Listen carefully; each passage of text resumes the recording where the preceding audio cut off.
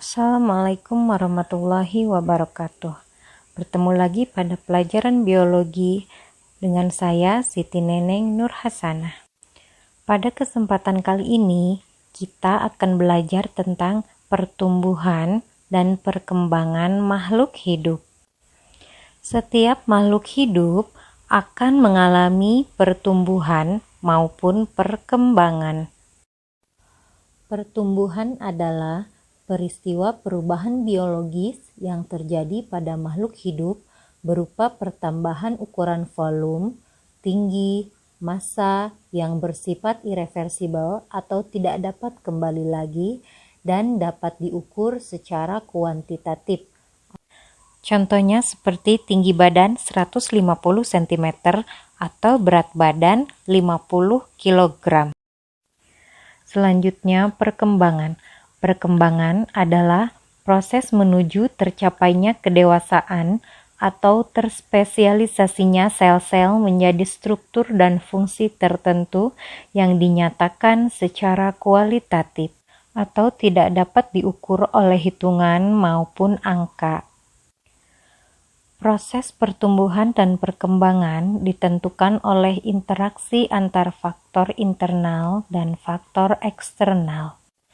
Faktor internal meliputi gen dan hormon, sedangkan faktor eksternal meliputi cahaya, kelembapan udara, nutrisi, suhu, air, pH, organisme parasit atau herbivora. Nutrisi dibagi menjadi dua, ada unsur makro dan unsur mikro. Unsur makro yaitu unsur yang diperlukan dalam jumlah yang banyak. Contoh, karbon, hidrogen, oksigen, nitrogen, sulfur, fosfor, kalium, kalsium, dan magnesium. Sedangkan unsur mikro yaitu unsur yang diperlukan dalam jumlah sedikit.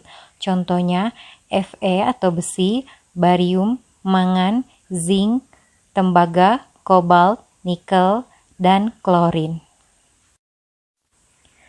Pertumbuhan dan perkembangan pada tumbuhan terjadi pada 3 fase. Yang pertama perkecambahan, selanjutnya pertumbuhan primer dan pertumbuhan sekunder. Selanjutnya ada perkecambahan. Apa itu perkecambahan?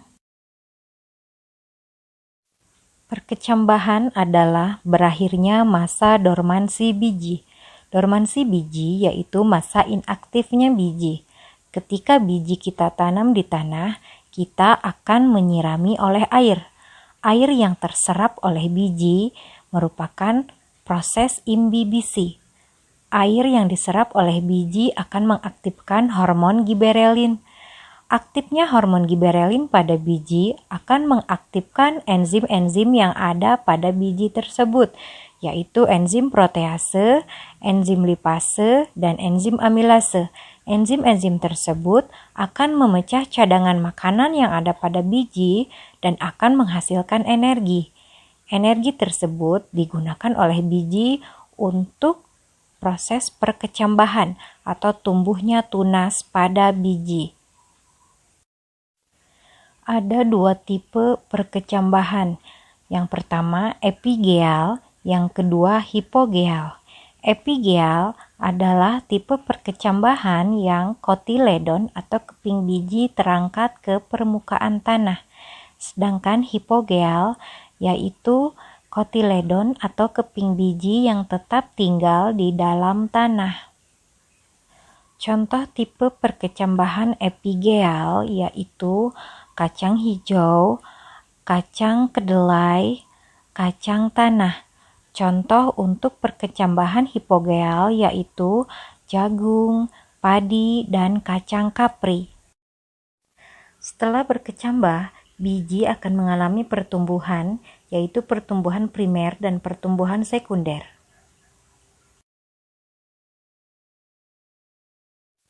Pertumbuhan primer yaitu proses pertumbuhan memanjang pada ujung akar dan ujung batang sehingga akar akan menjadi panjang dan batang akan menjadi tinggi. Pertumbuhan sekunder. Pertumbuhan pada batang dan akar yang menjadi semakin besar karena aktivitas jaringan meristem sekunder, yaitu kambium pembuluh dan kambium gabus atau velogen. Lingkar tahun yang terdapat pada tumbuhan dikotil sebagai akibat dari pertumbuhan sekunder atau aktivitas kambium. Selanjutnya yaitu perkembangan. Perkembangan adalah proses tumbuhan untuk mencapai kematangan fungsi atau dengan kata lain proses menuju tahap dewasa. Ketika sel-sel kelamin pada tumbuhan sudah matang, maka tumbuhan akan berbunga dan berbuah. Pertumbuhan dan perkembangan pada hewan mengalami dua fase, yaitu fase embrionik dan fase pasca embrionik. Fase embrionik merupakan fase yang dimulai dari terbentuknya zigot sampai berkembang menjadi embrio. Jadi, zigot akan melakukan pembelahan sel atau cleavage, lalu membentuk organ-organ hingga menjadi individu yang utuh. Zigot akan mengalami pembelahan mitosis berulang kali menjadi 2, 4, 8 sampai 64 sel. Sel-sel yang terbentuk ini dinamakan blastomer. Saat berjumlah 64, blastomer tadi berkumpul dan membentuk bola sel yang tidak berongga seperti buah arbei yang dinamakan dengan morula.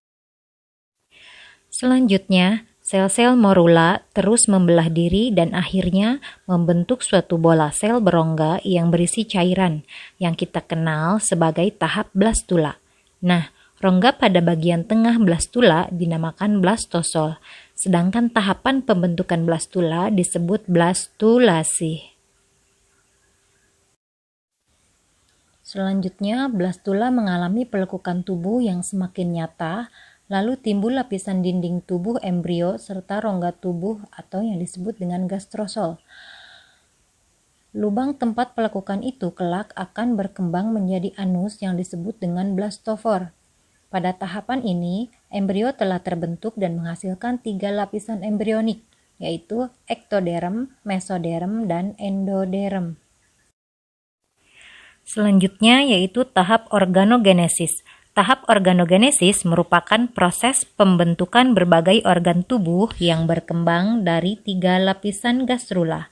Yang pertama, lapisan endoterm. Lapisan endoterm merupakan lapisan terluar. Lapisan ini berkembang menjadi rambut, kulit, sistem saraf, dan sistem indera. Sedangkan yang kedua yaitu lapisan mesoderm. Lapisan mesoderm berada pada lapisan tengah yang berkembang menjadi otot, rangka, alat reproduksi, alat peredaran darah, dan alat ekskresi. Sedangkan yang ketiga yaitu lapisan endoderm. Lapisan ini adalah lapisan terdalam. Lapisan ini berkembang menjadi alat pencernaan dan alat pernapasan. Setelah fase embrionik, kita akan belajar fase pasca embrionik. Fase pasca embrionik dimulai sejak hewan lahir atau menetas. Pada fase ini, kecepatan pertumbuhan dan perkembangan setiap anggota tubuh tidak sama. Pertumbuhan ini juga tidak berlangsung terus-menerus, bisa berhenti setelah mencapai dewasa. Sementara itu, perkembangan dimulai ketika alat-alat kelamin sudah mampu mereproduksi sel-sel kelamin atau gamet. Salah satu contoh fase pasca-embrionik yaitu metamorfosis. Metamorfosis adalah proses perubahan bentuk secara bertahap dari larva hingga menjadi dewasa. Metamorfosis pada hewan dibagi menjadi metamorfosis sempurna dan metamorfosis tidak sempurna.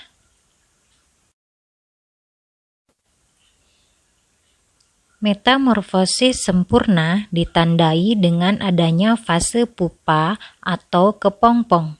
Contohnya, hewan yang mengalami metamorfosis sempurna yaitu kupu-kupu, lalat, tawon, dan lebah. Lalu yang kedua yaitu metamorfosis tidak sempurna atau yang disebut dengan hemimetabola. Metamorfosis tidak sempurna atau hemimetabola adalah perubahan bentuk yang tidak mengalami fase pupa. Jadi pada fase ini hewan muda memiliki bentuk yang tidak jauh berbeda dengan hewan dewasa. Contohnya yaitu kecoa, capung, jangkrik, dan belalang.